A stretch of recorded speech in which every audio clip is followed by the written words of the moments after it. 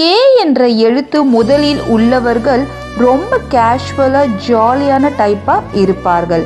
யதார்த்தம் வாய்ந்தவர்களாகவும் இருப்பார்கள். இவர்களுக்கு புதுசாக யோசனைகள் வரும். கடவுள் பக்தி அதிகம் உண்டு. தன்னம்பிக்கையும் விடாமுயற்சியும் உள்ளவர்களாகவும் இருப்பார்கள்.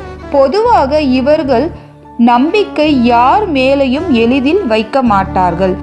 இவர்கள் வேலையையும் யாரிடமும் நம்பி கொடுக்க மாட்டார்கள்.